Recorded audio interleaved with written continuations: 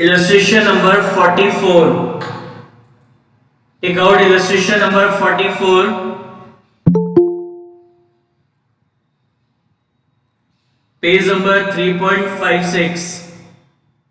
Page number 3.56. Illustration number 44. क्या कह रहा है? Brijesh, Shahrukh and Dilip are partners sharing profit and losses in the ratio of 3:2:1. Their balance sheet on 31st March 2021 was as follows. Balance sheet दे रखी है. The partner agreed that on 1st April 2021 they will share the profit and losses in the ratio of 4:4:1. Stock to be valued at 20% less. Provision for doubtful debt increased by 1500. Furniture to be depreciated by 20%, plant by 15%, 3,500 are outstanding for salary. Building is to be revalued at 3,50,000. Goodwill is to be valued at 45,000. अब पढ़ना ध्यान से. Partners do not want to record the altered value of asset and liabilities in the books. Partners नहीं चाहते कि जो revised values है वो बुक्स में शो हो, बैलेंस शीट में शो हो. And want to leave the reserve and profit undistributed, और साथ में वो रिजर्व और पीएनएल को भी छेड़छाड़ करना नहीं चाहते, उसको भी वो डिस्टर्ब नहीं करना चाहते. तो कह रहे you are required to pass a single journal entry pass करके बताओ इसका क्या इफेक्ट पड़ेगा, और फिर आप अपनी रिवाइज्ड बैलेंस शीट भी बना के बताओ. देखो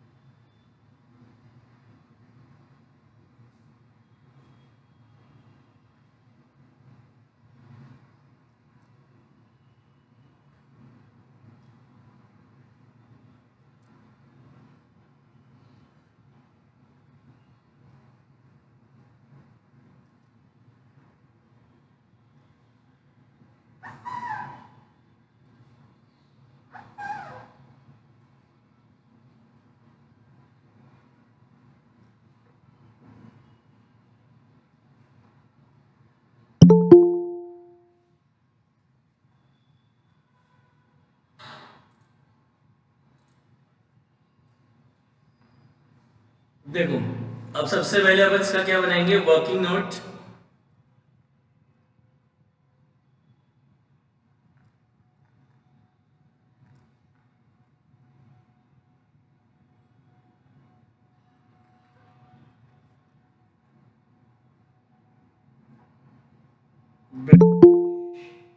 चारू दिलीप, ब्रिजेश चारू दिलीप.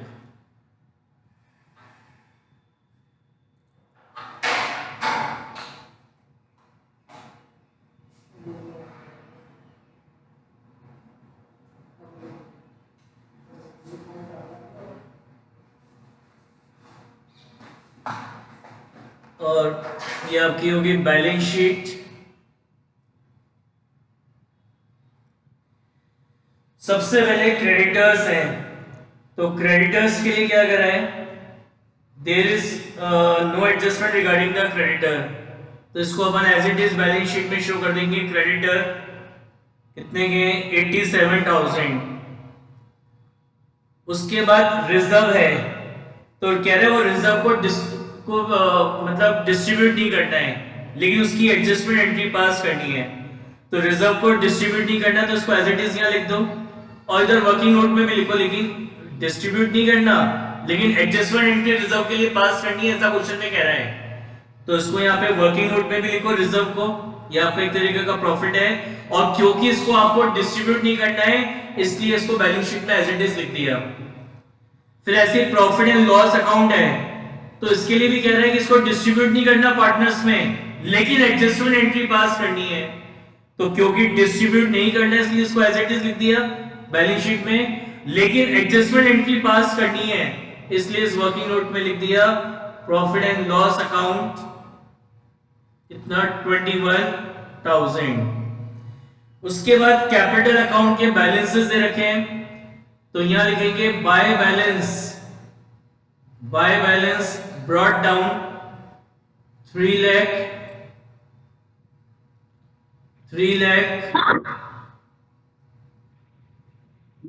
and 50,000। उसके बाद कैश आपको दे रखा है कितने का 30,000 का, इसको यहां लिख देंगे कैश 30,000। उसके बाद डेटर्स हैं, तो कह रहा है provision for doubtful debt increase by 1500 कि जो प्रोविजन है वो आपको इंक्रीज करना है। तो प्रोविजन आपकी लायबिलिटी है और लायबिलिटी जब इंक्रीज होती है तो ये आपका लॉस होता है। लायबिलिटी अगर इंक्रीज होती है तो ये आपका क्या होता है, लॉस होता है। तो आप यहां लिखोगे loss on revaluation of provision कितना है 1500 है, लॉस हो रहा है, इसको ब्रैकेट में लिखेंगे और यहां पे लिखेंगे प्रोविजन फॉर डाउटफुल डेट कितना है 2000 का है, इस प्रोविजन इज इंक्रीज बाय 1500 तो ये आ जाएगा 3500। उसके बाद बैलेंस शीट में एज इट इज लिख देंगे डेटर कितना है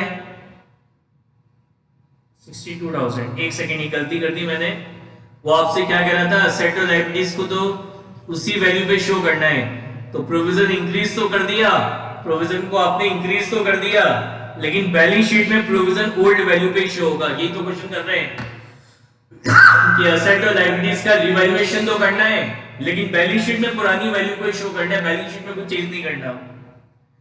उसके बाद स्टॉक दे रखा है आपको 1,80,000 रुपीस का, तो स्टॉक के लिए कह रहे हैं it is value 20% less, stock को 20% कम वैल्यू करना, मतलब स्टॉक की वैल्यू रिड्यूस हो गई, स्टॉक की वैल्यू रिड्यूस हो गई कितनी 20%, तो 1,80,000 का 20% कितना होता है 36,000। तो असेट की वैल्यू डिक्रीज हो रही है, असेट की वैल्यू डिक्रीज हो रही है, तो ये आपका क्या है लॉस है। तो यहां लिखेंगे loss on revaluation of stock, loss on revaluation of stock कितना 36,000, लेकिन बैलेंस शीट के अंदर वही वैल्यू दिखाएंगे जो पुरानी वैल्यू है, date is 1,80,000।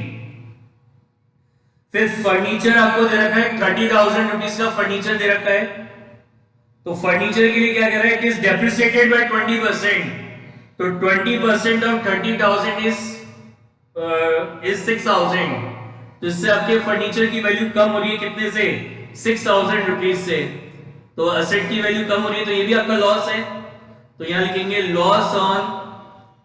Loss on revaluation of furniture, loss on revaluation of furniture, तो 20% ऑफ 30,000 कितना हो जाएगा 6,000, तो 6,000 रुपीस का क्या हुआ लॉस हो गया। उसके बाद आपको दे रखा है कितना 2 लाख, तो 15% ऑफ 2 लाख इज 30,000। अच्छा फर्नीचर है, फर्नीचर को एज इट इज लिख देंगे बैलेंस शीट में, कितने का फर्नीचर है 30,000 का। अब प्लांट आपको दे रखा है 2 लाख का, तो प्लांट के लिए क्या कह रहे हैं it is also depreciated by 15%, तो प्लांट की वैल्यू रिड्यूस हो रही है तो ये भी आपका लॉस है, असेट की वैल्यू डिक्रीज होती है तो ये आपका क्या होता है लॉस, तो loss on revaluation of plant, loss on revaluation of plant, तो 15% ऑफ 2 लाख इज 30,000, तो यहां पे आ जाएगा आपका प्लांट 2 लाख। उसके बाद आपको दे रखी है बिल्डिंग, तो बिल्डिंग के लिए क्या कह रहे हैं टू बी वैल्यूड एट 3,50,000, तो ऊपर ले रखी है 3 लाख और अब कह रहे हैं वो 3,50,000 की हो गई, मतलब हमारी जो बिल्डिंग है वो इंक्रीज हो रही है कितने से 50,000 से, बिल्डिंग की वैल्यू इंक्रीज हो रही है 50,000 से। तो असेट की वैल्यू जब इंक्रीज होती है तो वो हमारा प्रॉफिट होता है। तो profit on revaluation of building, profit on revaluation of building कितने का प्रॉफिट हुआ? 50,000 रुपीज का प्रॉफिट हुआ। लेकिन बैलेंस शीट में बिल्डिंग पुरानी वैल्यू पे दिखाएंगे, बैलेंस शीट में बिल्डिंग पुरानी वैल्यू पे दिखाएंगे कितने में? 3 लाख में। ठीक है, हो गई। अब एडजस्टमेंट में देखो, स्टॉक का हो गया, प्रोविजन हो गया, फर्नीचर प्लांट हो गया। अब कह रहे हैं 3,500 रुपीज की सैलरी आउटस्टैंडिंग है, तो ये आपकी लायबिलिटी है, तो इससे आपकी लायबिलिटी क्या होगी? इंक्रीज होगी। लायबिलिटी इंक्रीज होगी तो ये क्या हो गया? आपका लॉस हो गया। तो loss on revaluation of outstanding salary कितना? 3,500। अब इसको रिवैल्यू तो किया लायबिलिटी को, लेकिन रिकॉर्ड नहीं करना है। रिकॉर्ड करने के लिए मना कर दिया कि कोई भी नई लायबिलिटी, ये नई न्यू वैल्यू ऑफ असेट और लायबिलिटी रिकॉर्ड नहीं होगा, तो इसको मैं रिकॉर्ड नहीं करूंगा। बिल्डिंग हो गई, गुडविल, गुडविल को भी यही लिख दो, गुडविल का एडजस्टमेंट भी साथ में हो जाएगा। यहां लिख देंगे गुडविल 45,000, गुडविल 1,000।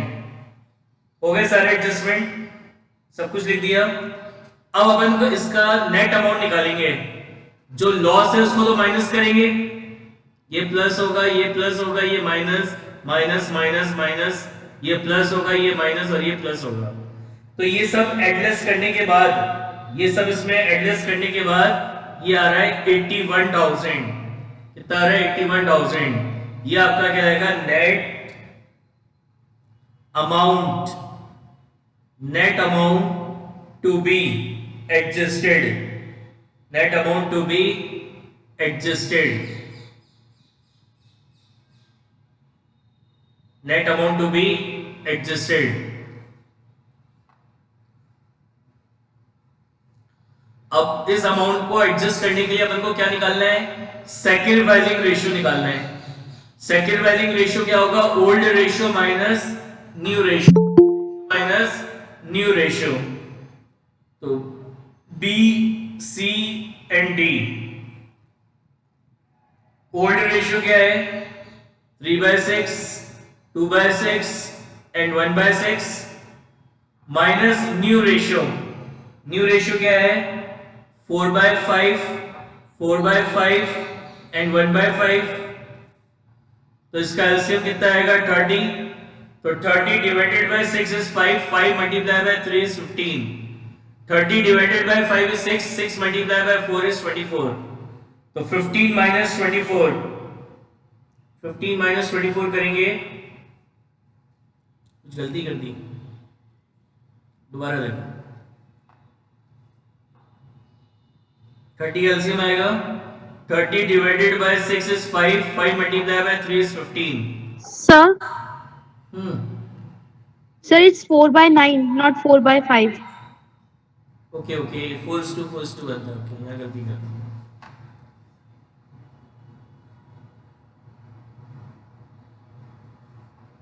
न्यू रेशियो है 4:4:1, तो ये हो गया 4/9, 4/9 एंड 1/9। तो एलसीएम क्या आएगा? 54। तो 54 डिवाइडेड बाय 6 इज 9, 9 मल्टीप्लाई 27। इसी तरीके से 54 divided by 9, 54 divided by 9 is 6, 6 multiply by 4 is 24। तो 27 माइनस 24, तो कितना हो गया? 3/54। ऐसे 54 एलसीएम आएगा, 54 divided by 6 is 9, 9 multiply by 2 is 18, 54 divided by 9 is 6, 6 multiply by 4 is 24। तो 18 माइनस 24, तो ये हो गया माइनस का 6/54। फिर 54 एलसीएम आएगा, 54 एलसीएम आएगा, 54 divide by 6 is 9, 9 multiply by 1 is this, 54 divide by 9 is 6, 6 multiply by 1 is 6। तो 9 माइनस 6 कितना हो गया? 3/54। तो इसका क्या मतलब समझ में आ रहा है कि ये तो यहाँ पे सैक्रिफाइस कर रहा है, इसका सैक्रिफाइसिंग रेशियो नेगेटिव आ रहा है, मतलब ये गेन कर रहा है, और ये भी यहाँ पे सैक्रिफाइस कर रहा है। इसको मल्टीप्लाई करेंगे, जो नेट एडजस्टेड अमाउंट अपन ने निकाला 81,000, 81,000 एंड 81,000। तो ये निकल के आएगा 4,500, ये आ रहा है आपका 9,000 और ये आ रहा है आपका 4,500। अब हमारी जो सिंगल एंट्री अपन पास करते हैं, जो नेट एडजस्टमेंट एंट्री अपन पास करते हैं, वो क्या होती है? Gaining to sacrificing. तो is the gaining partner C.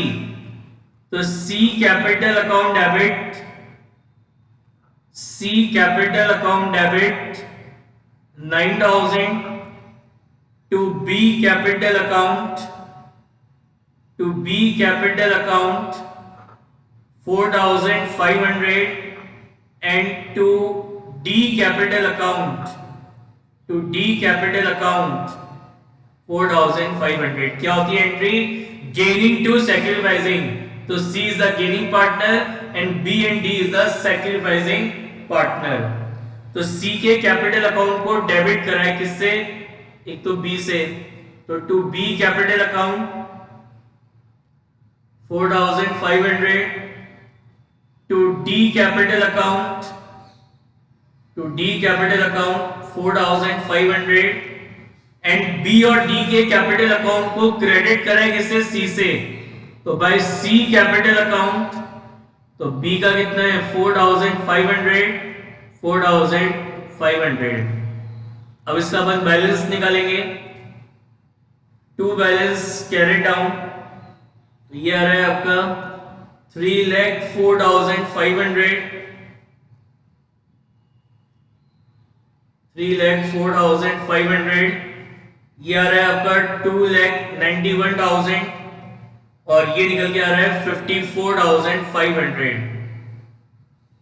तो बैलेंस शीट में यहां लिखेंगे पार्टनर्स कैपिटल अकाउंट,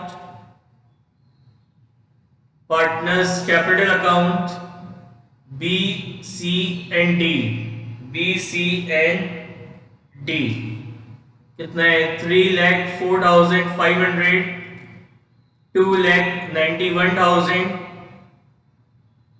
एंड 54,500 और ये बैलेंस शीट आपकी टैली हो जाएगी। समझ में आया? तो अपन ने क्या करा? असेट और लायबिलिटीज का रिवैल्यूएशन करा, लेकिन जो बैलेंस शीट अपन ने बनाई उसमें ओल्ड वैल्यूज पे लिखा, तो उसका इस तरीके से एडजस्टमेंट हम करेंगे। ठीक है, चलिए एक और क्वेश्चन करते हैं। Take out illustration number 45।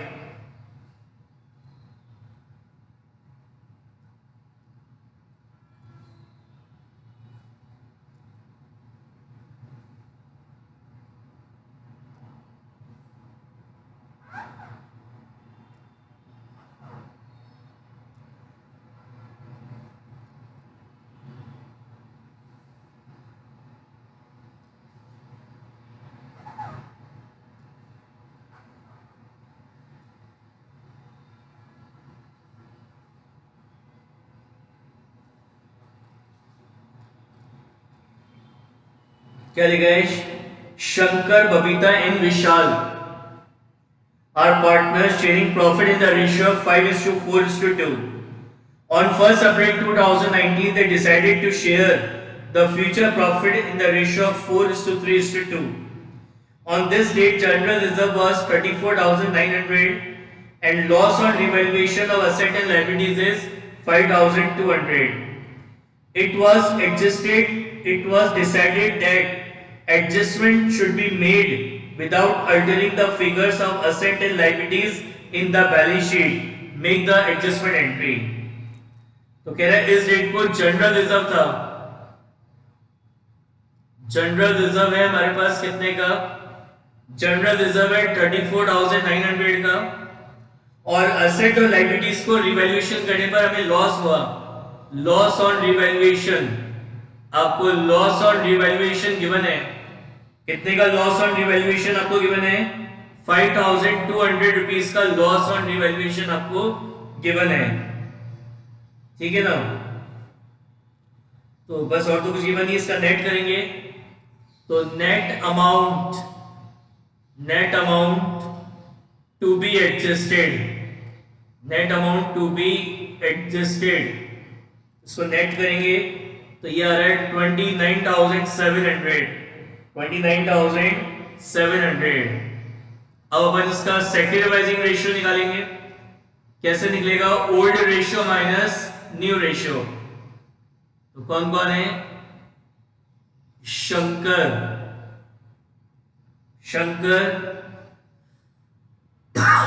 Babita and विशाल।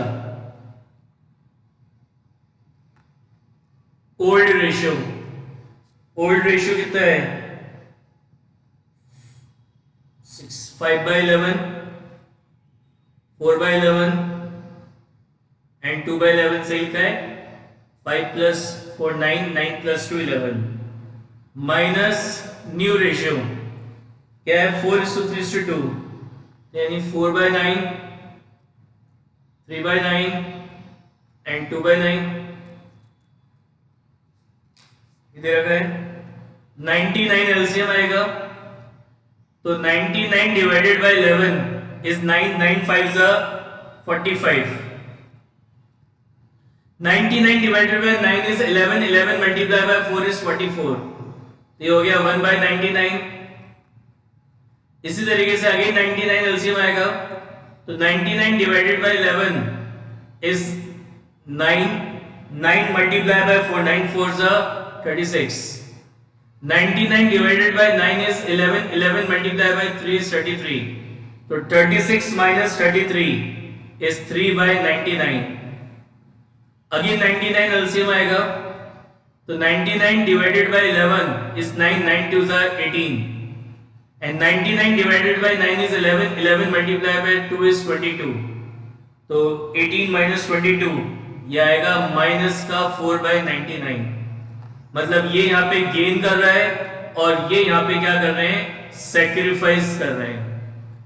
तो एडजस्टमेंट एंट्री करने के लिए जो हमारा एडजस्टेड अमाउंट है उसको इससे मल्टीप्लाई करेंगे, तो नेट एडजस्टेड अमाउंट कितना है? 29,700, 29,700 एंड 29,700। तो ये आएगा आपका निकल के कितना? 300। ये निकल के आ रहा है आपका 900 और ये निकल के आ रहा है आपका कितना? 1200। अब एंट्री क्या होती है? Gaining to sacrificing. तो who is the gaining partner? Vishal. तो Vishal capital account debit, Vishal capital account debit 1200 to sacrificing partners capital account. कौन सैक्रिफाइस कर रहा है? एक तो शंकर, तो Shankar capital account to Shankar capital account 300 and to Babita capital account, to Babita capital account कितना? 900। टू बबीता कैपिटल अकाउंट कितना? 900। समझ में आई बात? कोई डाउट किसी को?